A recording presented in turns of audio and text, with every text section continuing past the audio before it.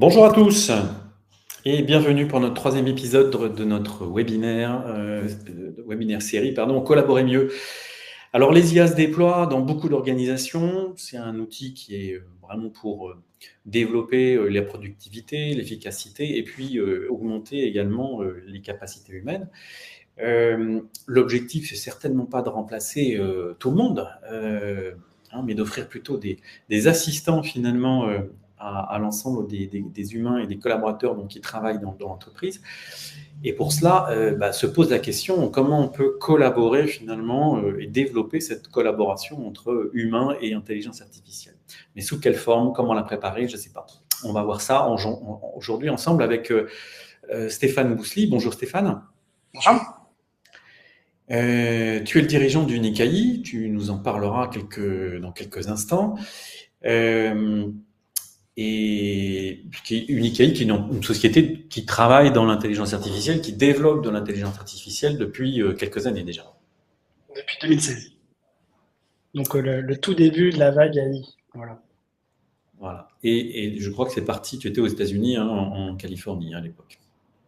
San Francisco depuis 2014 et donc Unicaï est né en 2016. Et j'ai eu la joie d'être confiné en France en 2020 et in fine je suis resté en France même si on est une activité internationale. Bon. J'espère pour le meilleur. Alors aujourd'hui, on a pas mal d'auditeurs avec des sociétés représentant des sociétés assez variées, grandes mutuelles, domaine de la santé, la recherche, l'enseignement, la distribution aussi, l'informatique, etc. Et puis évidemment, un certain nombre de confrères qu'on salue, puisque visiblement nous les inspirons, tant mieux. Merci à eux et merci à tous donc de nous suivre. Alors quand on a préparé ce webinaire ensemble, Stéphane, on a eu l'idée d'associer cette image de la calèche et de la voiture autonome. Est-ce que tu peux nous en dire peut-être quelques mots? Alors effectivement, étant souvent confronté à aider des clients à franchir le saut de la calèche à la voiture autonome, effectivement, dans les deux cas, c'est des outils de mobilité qui permettent d'aller d'un point A à un point B. Sauf que les outils utilisés, les compétences nécessaires pour conduire une calèche ou conduire une voiture autonome ne sont pas du tout les mêmes. Les bénéfices ou la valeur générée ne sont pas les mêmes et aussi les investissements. Et donc voilà, c'est une belle image pour matérialiser le saut que peut représenter le passage à une telle technologie. Et au fond, finalement, la question, c'est vraiment de savoir qu'est-ce qu'on veut faire de ces outils d'intelligence artificielle. Sachant qu'il en existe pléthore avec différents niveaux, etc. Et la question du coup qu'on s'est posée sur cette question de la collaboration intelligence artificielle et humain, c'est évidemment dès le départ, c'est ce que tu m'as dit tout de suite, c'est dès le départ, il faut réfléchir à comment intégrer, comment faire rentrer en fait les équipes dans l'ère de l'intelligence artificielle, et puis comment faciliter le déploiement, l'acceptation des outils, optimiser finalement ou préparer l'optimisation de la collaboration humain-intelligence artificielle. Alors c'est ce qu'on va voir aujourd'hui ensemble. Et Si surtout, vous avez des Serge, questions, c'est pardon, oui. surtout finalement un sujet de compétitivité. Parce que, pour reprendre cet exemple, les voitures autonomes, on va dire, sont là. Vous, vous êtes dans un business où vous utilisez des calèches. Vous pouvez très bien faire le choix de continuer d'utiliser vos calèches. Simplement, à côté de vous, vous allez avoir vos concurrents qui vont faire ce saut. Et donc, la question, c'est comment, que vous fassiez ce choix ou non, ou quand et comment, ben, c'est ce qui va définir finalement le succès de votre entreprise dans un marché qui va radicalement évoluer. Rapidement pour nous présenter, avant de traiter du sujet, aujourd'hui, la globalisation, la pression concurrentielle, le besoin d'innover, la technologie, la révolution digitale, et tout ça finalement impacte grandement les activités d'un certain nombre d'organisations, qu'elles soient publiques ou privées, et évidemment la perspective de ces performances. Et donc les transformations sont devenues indispensables. Alors les transformations de différents ordres, transformation organisationnelle, transformation culturelle, transformation numérique, transformation managériale également, et puis finalement des processus métiers. L'intelligence artificielle touche un petit peu finalement à tous ces aspects-là. Nous, en tout cas, chez Changeable, ce qui nous intéresse, c'est de travailler cette dimension culturelle qui est en train d'apparaître. C'est une nouvelle culture dans laquelle il y a énormément de paradigmes qui changent et évidemment qui reposent sur la pleine collaboration. Et donc, c'est évidemment comment collaborer dans cette nouvelle culture qui nous intéresse. Comment on le fait? On s'appuie sur une communauté d'un peu plus de 40 personnes, agents de changement, qui sont des personnes qui ont des profils assez différents, anciens dirigeants, coachs, sociologues, voilà, des gens en tout cas qui travaillent sur ces évolutions dans les entreprises de longue date, et avec un motto qui est faire partie de la solution plutôt qu'entretenir le problème. C'est vraiment quelque chose qui est très important pour nous. Et puis, dans notre ADN, challenger, questionner, créer du sens, ou susciter la création de sens, proposer un autre regard, d'écrire une autre histoire. Et ce qui, pour nous, est extrêmement important pour pouvoir écrire cette autre histoire, c'est d'être et d'agir un peu comme des jokers. C'est-à-dire que un joker dans un jeu de cartes ou un jeu quel qu'il soit d'ailleurs, c'est quelque chose qui permet de s'affranchir des règles, qui permet de dépasser les règles en place et d'inventer un nouvel élément de jeu, une nouvelle histoire finalement du jeu. Et c'est exactement ce que nous souhaitons être pour nos clients, des jokers qui les aident à écrire une nouvelle histoire. Et notamment, on propose de se positionner sur 4 jokers. La dimension joker de collaboration, parce que c'est indispensable aujourd'hui de collaborer, et beaucoup de gens ne savent pas collaborer, et pas collaborer au sens embryonnaire, mais pousser cette collaboration à un niveau de performance. Évidemment, ça repose en partie où ça affecte les sujets de culture d'entreprise, culture corporate, et dans lequel on retrouve évidemment la culture managériale qui a un rôle extrêmement fort à jouer. Et donc là aussi, d'être le joker de ce changement de culture managériale, d'être également un joker sur l'avènement et le développement du leadership dont on a besoin, et puis proposer également d'être le joker sur des projets de changement qui touchent à ces aspects-là, puisque ce sont des projets particuliers qui se conçoivent, qui s'animent, qui se pilotent, qui se propagent d'une manière particulière. Et c'est notre savoir-faire, et donc on propose. Voilà.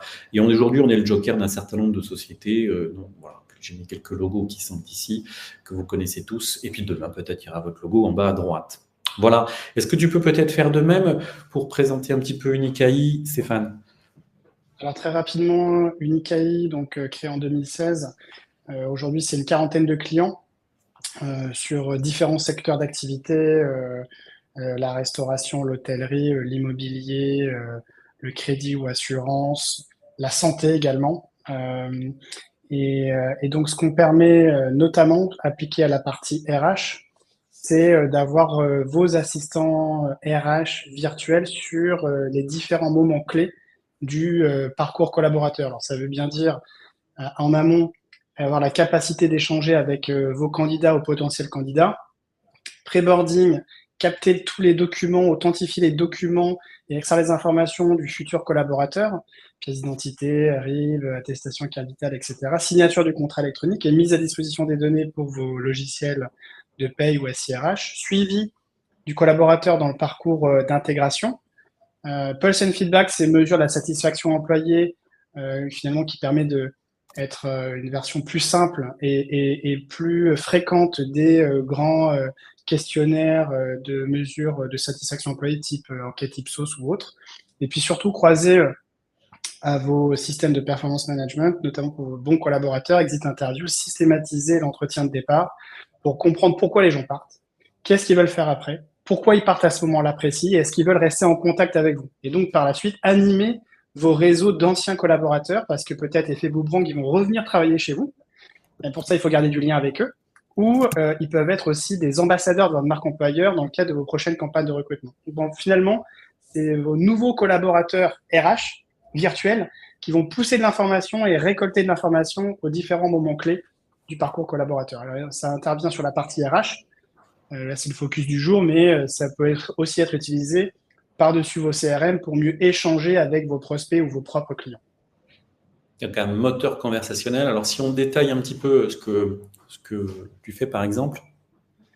Donc si on prend l'exemple de la partie recrutement, donc l'équivalent de la calèche, entre guillemets, c'est tout simplement poster des annonces sur les job boards, des sites d'emploi, pour collecter des CV qui, alors parsés ou lus manuellement, dans tous les cas, vont nécessiter une requalification par un manager ou un recruteur par téléphone, le candidat qui n'a pas forcément répondu tout de suite au téléphone, beaucoup de temps passé pour, in fine, essayer d'obtenir un entretien.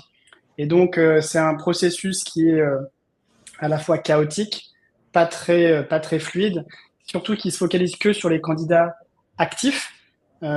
S'ils vont pas sur des sites d'emploi, comment vous arrivez à toucher justement des candidats qui ne cherchent pas un emploi? Et donc, je sais qu'il y a beaucoup de secteurs un peu pénuriques, donc il y a un enjeu justement de communication pour aller capter d'autres candidats potentiels. Deuxièmement, c'est un processus donc très chronophage où il y a beaucoup d'actions manuelles à pas très grande valeur ajoutée, mais qui sont nécessaires malgré tout. Et donc, qui dit travail fait à la mano, ça veut dire aussi que tout n'est pas forcément bien tracé, et donc c'est difficile à piloter. Donc, par rapport à ça, ce que propose Unicae, c'est sans rentrer dans le détail, mais vous permettre au-delà de diffuser de manière radicalement efficace sur les sites d'emploi, surtout vous différencier pour aller chercher des candidats passifs. Deux, on va remplacer cette lecture de CV appel téléphonique puisque c'est votre assistant recruteur virtuel qui va recontacter tous les candidats, pas un certain nombre, tous, et ils vont avoir l'opportunité d'avoir d'autres informations et surtout vous de qualifier les candidatures en fonction des familles de métiers, de vos BU, etc. Et donc hiérarchiser les candidatures sur la base eh bien, de critères objectifs que vous avez définis. Et puis parce que c'est le logiciel qui fait tout ce travail d'interaction, on va avoir une donnée beaucoup plus granulaire que, on va dire, une pile de CV et surtout mesurer qui fait quoi dans l'organisation. Et donc derrière, vous allez avoir accès à des statistiques hyper granulaires qui véritablement, Serge, la slide d'après, merci, qui vous permettent de véritablement eh bien, analyser ces chiffres versus passer un temps infini à essayer de consolider des chiffres dont vous ne serez jamais sûr. Là, ici, vous avez ce travail de consolidation de chiffres déjà fait pour mieux partager les bonnes pratiques et savoir qui conduit bien la voiture autonome, qui finalement pourrait avoir une meilleure utilisation justement du service pour avoir un processus encore plus optimisé. Super, merci de cette présentation.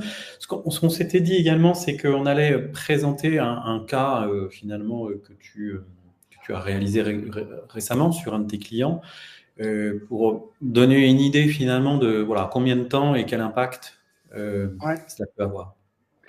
Donc c'est l'exemple d'un client récent, Areas, hein, c'est un grand groupe de restauration, 2000 restaurants dans le monde, un peu plus de 600 en France, que vous ne connaissez sans doute pas, et pour autant vous êtes probablement client, c'est eux qui gèrent les restaurants, cafés, des gares, aéroports, aires d'autoroute. Et donc dans le cadre de leur projet justement qui recrute 7000 personnes par an, c'est colossal. Il y avait un énorme enjeu à la fois d'attractivité, parce qu'on sait que la restauration post-Covid est aussi radicalement pénurique, y compris pour des postes moins qualifiés, et d'autre part un enjeu de productivité, parce que voilà, il faut recueillir suffisamment de candidats pour se donner le choix de recruter justement entre guillemets les meilleurs. Et donc par rapport à ça, souvent déjà je commencerai par la droite, hein, le lancement et les premiers résultats. Souvent on se dit mais si on rentre dans un tel projet d'innovation, oh là, ça va être long et fastidieux à lancer. 2 mois pour pouvoir, entre le moment où on signe le contrat et le moment où c'est live chez le client. 1 mois de mise en place technique et 1 mois pour former l'ensemble des managers, on parle de 250 personnes, à utiliser le logiciel. Pourquoi? Parce qu'en fait, beaucoup de choses sont déjà pré-paramétrées, où le paramétrage est extrêmement facilité. Et deuxièmement, dans l'utilisation, également, elle est extrêmement facilitée. Et donc, la prise en main, à la fois de paramétrage et des premières utilisations, est très rapide. Ceci étant dit, qui fait qu'on franchit le saut de la calèche à la voiture autonome dans ce cas-là, c'est bien sûr du temps à passer à voilà, comprendre ce qui existe. Donc, on est rentré d'ailleurs tard dans leur processus de réflexion. Donc, pendant plus de 4 mois, ils ont réfléchi, ils ont regardé ce qui existait dans le marché. Puis, on est arrivé et ils se sont dit, waouh, ça semble être différent. On n'a peut-être pas tout compris ce que ça pourrait vouloir dire. Et donc, ils sont rentrés dans un processus quelque part de mini-test interne où il y a eu plus de 50 démos réalisées, ce qui est énorme. Hein. On n'avait jamais réalisé ça à ce stade. Et pour justement qu'ils appréhendent un peu mieux finalement le smartphone versus le Nokia qu'ils avaient dans les mains. Et donc, ce que ça pourrait leur apporter et la facilité d'utilisation. Et suite à ça, parce qu'effectivement, il y a des bénéfices qui sont radicalement supérieurs à ce qu'ils pouvaient utiliser, voiture autonome versus calèche, ça pose des questions d'investissement et de retour sur investissement. Et donc la notion de validation budgétaire, c'était pas du tout ce qu'ils avaient prévu, mais ils préféraient investir plus pour justement obtenir encore plus. Super, merci beaucoup. On va regarder un peu en détail finalement sur la base de cette expérience. L'idée, c'était de vous donner quelques 5 recommandations finalement pour booster, entre guillemets, la collaboration humain-intelligence artificielle avec cette problématique qu'on a rappelée. Et puis, une première réponse, c'est ce que tu illustrais tout à l'heure, c'est que finalement, beaucoup se joue avant, sinon tout. Avec les préparations, les démos, etc. Et la mise en œuvre, en fait, l'activation est extrêmement rapide, comme tu l'as montré. Alors, peut-être premier élément qu'on voulait partager, c'est que si on veut de l'adhésion, il faut de la clarté. Or, quand on ne sait pas où on va précisément, nécessairement, ça crée du stress, de l'angoisse, de l'inconfort dans les équipes, parce qu'on ne connaît pas la destination. Et ce qui est intéressant, c'est d'associer ou de faire l'image de cette direction et cette destination. Autant quand je vais mettre en place de l'intelligence artificielle, des outils, je connais la direction, je ne connais pas nécessairement la destination. Et il faut être capable de s'engager, il faut être capable de décider en fait dans ces cadres-là. Et c'était très bien illustré, je trouve, dans ton petit schéma tout à l'heure, avec ces 50 démos, avec le cadrage sur les besoins, etc., les prises de décision. Et donc, il faut avoir un leadership finalement qui soit adapté. C'est-à-dire que les leaderships ou les modes de management qui décident sur la base d'un business case, etc., en fait, on voit bien que ça ne peut plus marcher. C'est complètement autre chose en fait qu'il faut mettre en place sous des formats d'essais-erreurs, de tests, de démonstrations comme tu le mettais, qui permettent de challenger, qui permettent de tordre pas uniquement le produit, mais surtout l'organisation et la capacité finalement à l'accepter et à préparer finalement les esprits pour les déployer et les utiliser bien sûr. Voilà, je ne sais pas si tu voulais rajouter un petit mot. Moi, c'était la remarque là, que je me faisais, Stéphane.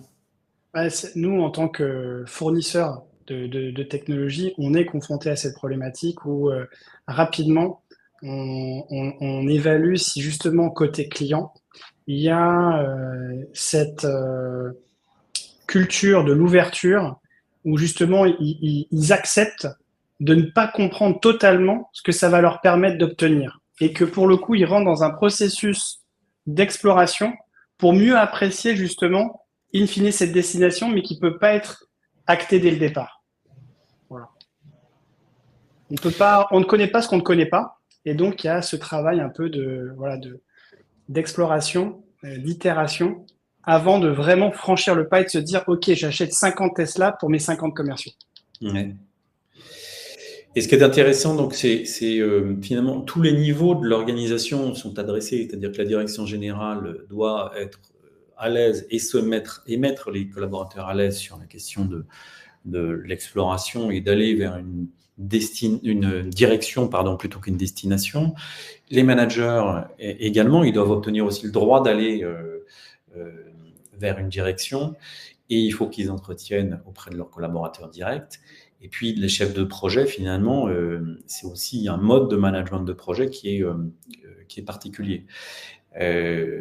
Et qui impacte la mobilisation, qui impacte l'acceptation, avec tous les doutes, les refus, etc., qu'il faut pouvoir adresser. Donc, je l'ai mis quelques éléments, mais qui sont importants. C'est un projet particulier, j'y reviens pas. L'impact fort en termes de business, en termes de satisfaction client, mais également, surtout, en termes d'expérience collaborateur, qui est essentiel. Le niveau d'implication, évidemment, l'ambition et la communication, qui sont importantes. Voilà. Deuxième élément, on en parlait un tout petit peu, c'est la question de l'exploration, c'est-à-dire que si on veut explorer, il faut sortir de son jardin. Je vous ai mis une petite image en bas à droite que Nicolas Ngo, qui est un des coachs de Changeable, qui est aussi explorateur, avait partagée sur notre dernier webinaire et qui est importante pour se dire, OK, bah, explorer, c'est peut-être faire face en effet à un désert, ou ce que je crois être un désert potentiellement. Hein. Et donc, il faut que j'aille dans ce désert euh, regarder en fait ce qui peut me renseigner. Donc ça peut être des projets similaires qui existent déjà mais qui sont cachés. Ça peut être des réseaux de personnes, ça peut être voilà, des accès rapides à de l'information, à des gens qui réfléchissent, etc. C'est essentiel pour à la fois crédibiliser sa démarche auprès de son organisation, auprès des collaborateurs à qui on va livrer notre produit, et évidemment pour pouvoir être accompagné. En tout cas, ça nécessite un ajustement en permanence finalement des porteurs de ces projets-là, parce que ça évolue tout le temps et que finalement la compréhension ou la vision qu'on peut avoir d'une situation, d'un outil ou des impacts, en fait, elle évolue constamment. Et donc, c'est quelque chose qui est important de remettre à jour en permanence. Je pense que tu partages ce point-là aussi, Stéphane. C'est un travail que l'on fait pour continuer de bien développer notre propre produit, Ouais. parce que notre propre environnement technologique évolue aussi beaucoup. Et je me mets la place, et c'est un conseil qu'on donne à nos potentiels futurs clients, c'est justement d'explorer et de ne pas uniquement considérer ce qu'on leur propose, parce que pour pouvoir faire un choix, il faut pouvoir comparer. Et donc, il faut s'offrir ce choix-là. Et donc, aller à la quête d'alternatives et d'apprécier, en fait, le plus et les moins des solutions qui peuvent s'offrir à vous Hum. pour bien choisir. Avec une complexité, c'est que chaque entreprise est unique dans sa culture, dans son business, etc. Et du coup, les mises en place sont évidemment spécifiques. Et donc, on peut tirer des enseignements, mais on ne peut pas tirer une recette de cuisine d'un autre projet. On a besoin de faire sa propre recette de cuisine. Troisième élément, c'était savoir d'où on part. Bonne transition, hein, le chemin n'est pas le même. La, la, destination est inconnue, le point de départ finalement est différent. Et donc, l'effort à produire sur le chemin va être vraiment spécifique finalement à chacune des organisations, en fonction de sa culture, de son marché, de ses zones d'influence, de ses leviers, etc. Qu'est-ce que tu peux, toi, nous en dire sur ce que tu observes dans les projets que tu mènes, Stéphane? André, un exemple qui est le fameux sacro-saint CV, Ouais. où souvent, effectivement, il y a une forte association à si j'ai pas de CV, je ne peux pas recruter. Et donc, apprécier ce niveau de fermeté initiale sur la base de 200 recruteurs dans une organisation, c'est hyper important pour pas venir en frontal et leur dire, ben maintenant vous allez recruter sans CV ou vous aurez des CV mais peut-être pas tout le temps. Et donc le savoir d'où on part, c'est tout simplement pour assurer une meilleure adoption et donc un meilleur succès du projet, bien définir les étapes itératives pour embarquer vos équipes en interne. Si vous voulez aller trop vite, trop fort, ben, c'est peut-être la meilleure manière de planter votre projet. Donc, apprécier le point initial, c'est ce qui permet justement une bonne adoption par étape que vous allez définir. Merci. Alors dans le chat, est-ce que tout va bien? Est-ce que il y a des questions? Surtout la question qui m'intéresse et qui nous intéresse, Stéphane et moi, c'est finalement quelle serait la question à laquelle vous aimeriez qu'on vous réponde aujourd'hui sur cette question d'intelligence artificielle et de collaboration intelligence artificielle? N'hésitez pas à nous la poser. On va continuer un petit peu à avancer et puis on reprendra les questions tout à l'heure. Quatrième point, c'était la question des compétences. C'est que finalement, l'intelligence artificielle rebalance le besoin de compétences. Rebalancer, c'est au sens anglo-saxon du terme, hein, rééquilibrer finalement. Ce que je faisais hier, bah, c'est pas ce que je ferai demain. J'ai besoin me préparer finalement à cela et de me repositionner sur les questions fondamentales. Quelle est ma valeur? Quelle est la valeur que je dégage pour moi d'abord? La valeur que je dégage pour l'entreprise, pour mes collègues, pour mes clients. Et donc cette spécificité que je vais apporter par rapport aux machines. Je vous ai mis en bas à droite un petit dessin que j'aime bien parce qu'il rappelle finalement les différentes révolutions industrielles qu'on a pu connaître, de la mécanisation jusqu'à aujourd'hui, le numéro 5, avec la diffusion de l'intelligence artificielle. Et c'est intéressant de voir que chacune de ces révolutions a pu apporter finalement à l'autre questionnement sur qu'est-ce que nous apportons nous, moi en tant qu'être humain, qu'est-ce que j'apporte finalement, qu'est-ce que je m'apporte à moi-même, quelle est ma valeur. Évidemment, la valeur n'est pas forcément dans le faire, on est bien d'accord, mais c'est intéressant en tout cas de se positionner sur voilà, qu'est-ce que j'apporte versus apporte des outils comme l'intelligence artificielle. Et ce qui est intéressant finalement, c'est de se rappeler aussi que j'accompagne aujourd'hui une usine, des collaborateurs dans une usine et qui est extrêmement robotisée. Il y a énormément de robots, il y a beaucoup d'automatisme, beaucoup de logiciels, etc.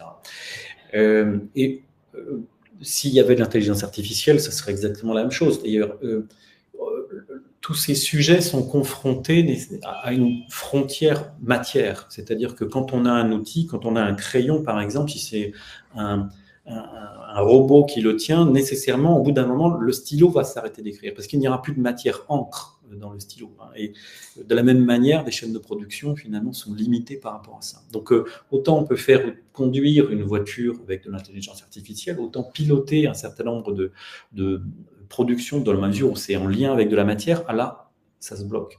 Donc, voilà un exemple. Mais il y a évidemment tous les aspects émotionnels, tous les aspects empathie. On dit beaucoup qu'on est dans une civilisation aujourd'hui de l'empathie. Aujourd'hui, l'intelligence artificielle n'en est pas capable. Peut-être qu'elle le sera demain, je ne sais pas. Mais néanmoins, c'est une de nos spécificités de pouvoir, à un moment, faire des arbitrages basés sur notre empathie. Et donc, évidemment, ça nécessite de développer un certain nombre de compétences, de se re-questionner sur la vocation de nos intelligences artificielles, les outils qu'on utilise, et puis sur la dimension humaine, finalement, de notre travail. Et donc, c'est notre dernier point, Be More Human. Alors, j'ai pris une publicité de Reebok qui date de 2015, je crois, ou quelque chose comme ça, qui est très intéressante. Je vous conseille de la regarder sur YouTube. Elle dure 1 ou 2 minutes.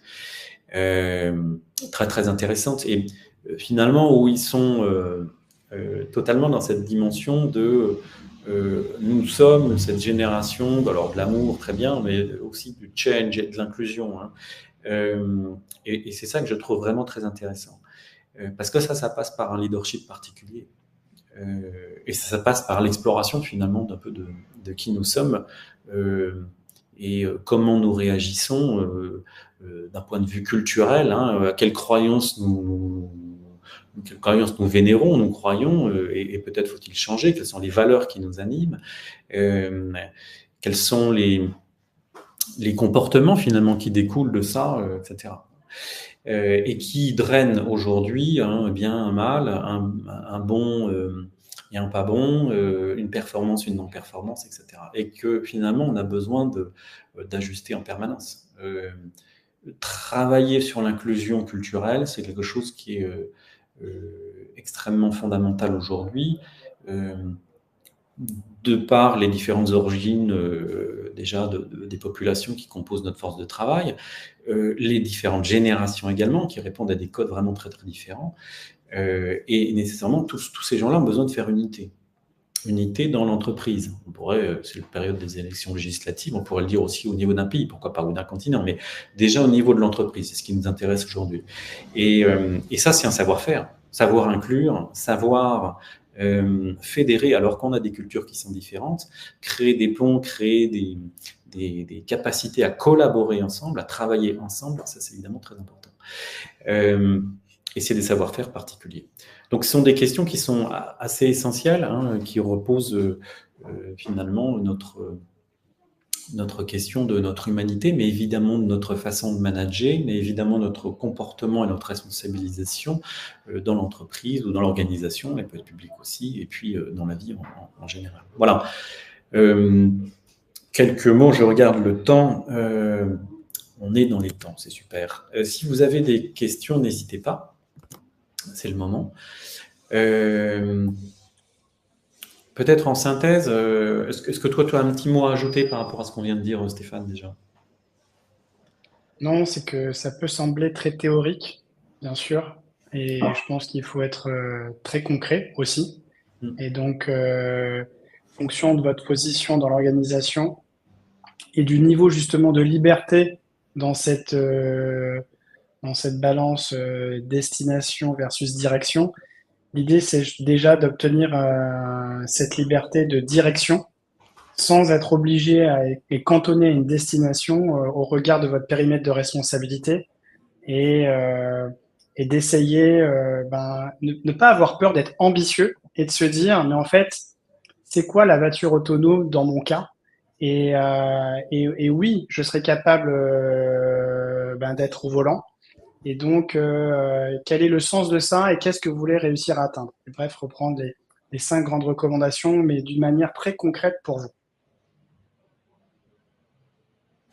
Ah, on ne t'entend plus, Stéphane.